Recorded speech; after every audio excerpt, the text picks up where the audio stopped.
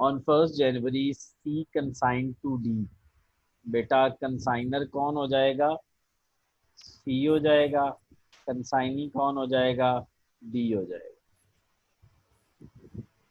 अच्छा जी। बेटा कितनी कंसाइनमेंट उन्होंने भेजी हैं?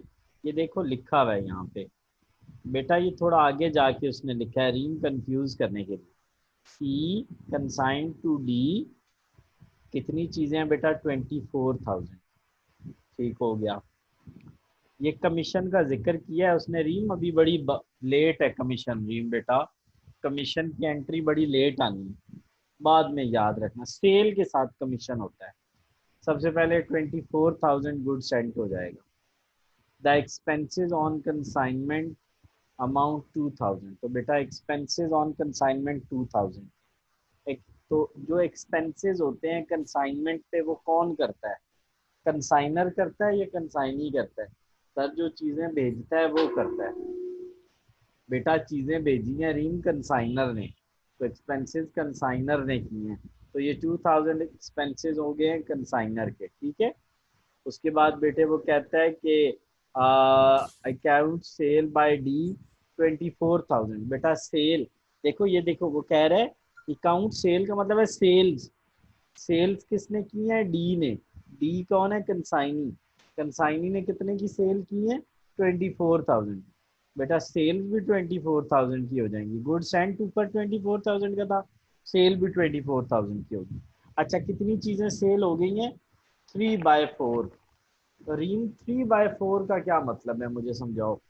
सर 4 में से 3 चीजें बिक गई हैं। बेटा रीम 3/4 का क्या मतलब है? सर 4 में से 3 चीजें बिक गई हैं। तो रीम अनसोल्ड कितनी रह गई हैं? सर 1 रह गई। बेटा अगर 4 टोटल हैं और उसमें से 3 बिक गई हैं तो 1 बच जाएगी, 1 अनसोल्ड होगी। ठीक हो गया। चलो बेटा उसके बाद द एक्सपेंसेस इनकर 1200 बाय डी। बेटा जो डी ने एक्सपेंसेस किए हैं वो एक्सपेंसेस बाय कंसाइनी है। कंसाइनी है।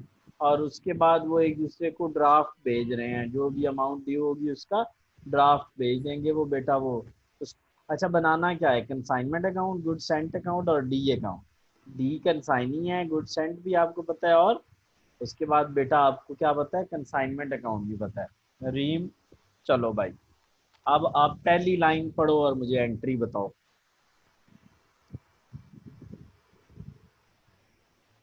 Um, on 1st January 2016, Mr. C of Lahore consigned to D of Sargodha for 24,000। goods 24,000। 24.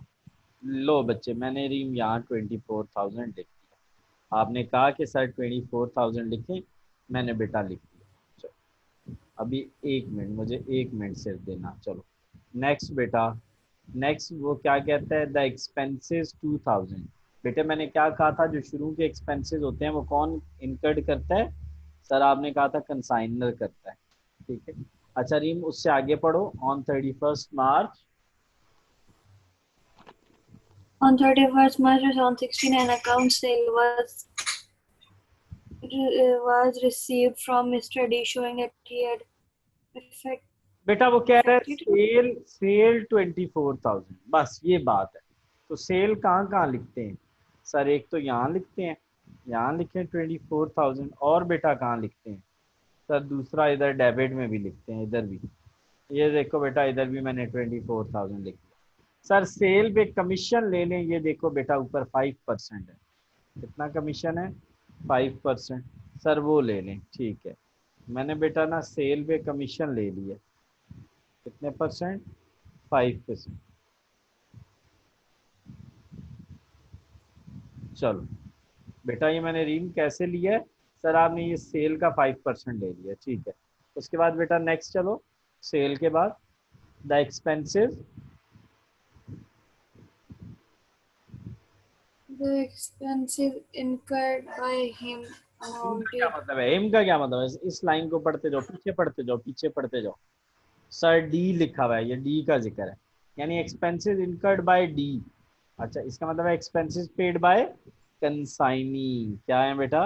Expenses paid by consignee 1200 के हैं। कितने के हैं बेटा? 1200 लिख दिया।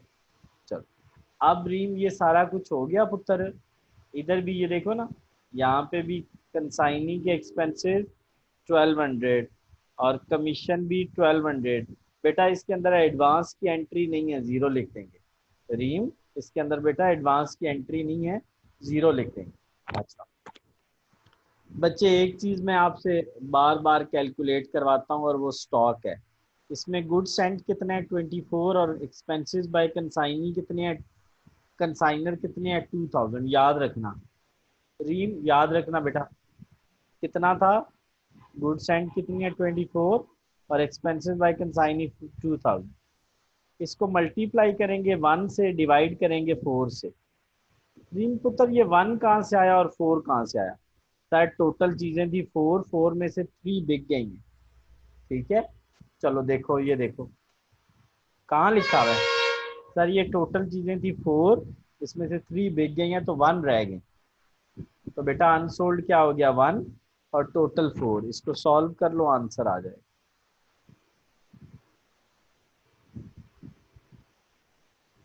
समझ आया रीम, 1/4 बच्चे कैसे निकला,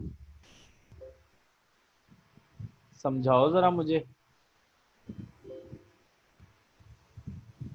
1 को बेटा हाँ बोलो रीम, समझाओ मुझे 1/4 कैसे निकला।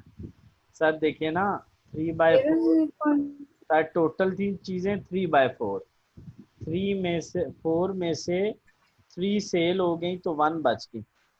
बेटा 1 कहाँ से आया, सर टोटल चीजें 3 थी, 4 थी, उसमें से 3 सेल हो गई तो 1 बच गई। कैसे 1 बची, सर टोटल 4 चीजें थी, 3 सेल हो गई, 1 बच गई। समझ गए हो अनसोल्ड। अच्छा अब आंसर आ गया हमारा 6500, वो मेरा नीचे आंसर आया था, ये बेटा नीचे देखो आंसर मेरा 6000 और 500 को ऐड करेंगे तो 6500 आ जाएगा। लो रीम अब हम क्या करेंगे सर, अब आंसर निकालें, इन दोनों को ऐड करो बच्चे, इनको माइनस करो और ये आपका आंसर आ जाएगा। ठीक है चलो 21। अब बेटा इनको क्या करेंगे सर, ये हमने बनाना है बेटा, इसमें मैंने चेंज ही नहीं किया, जहाँ आर लिखा हुआ है वहाँ डी लिखना है। ये बेटा पिछला क्वेश्चन है ना, इसमें आर लिखा हुआ था।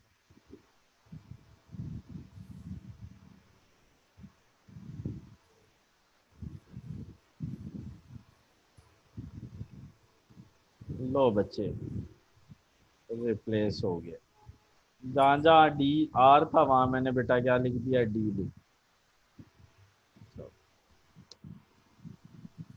बच्चे रीम ये क्या करेंगे सर, इस 24 में से इनको दोनों को माइनस करेंगे, ये बैंक अकाउंट आ जाएगा। क्या आ जाएगा, बैंक। और लास्ट पे क्या बनाएंगे, गुड सेंट, इधर भी कंसाइनमेंट अकाउंट और इधर भी कंसाइनमेंट। लो बच्चे ये हमारे पास आ गया। रीम बेटा को कंफ्यूजन है, नहीं। अच्छा ये कैसे पता लगा कि ये तीनों चीजें बनानी है, सर ये लिखा हुआ है कि बनाएं गुड्स एंड कंसाइनमेंट अकाउंट, और डी क्या है बेटा, डी है सर कंसाइनी, डी क्या है बेटा, कंसाइनी है। तो इसको रीम बेटा, अच्छा जर्नल इसने नहीं कहा, अगर आप बनाना चाहो तो बना लो, नहीं बनाना तो ना बनाओ। बेटा इसने उसमें जर्नल नहीं कहा, अगर जर्नल बनाना होता तो किसका बनाते, सर कंसाइनर का, जिसका नाम क्या है सी, इसका बनाते बेटा सी जर्नल।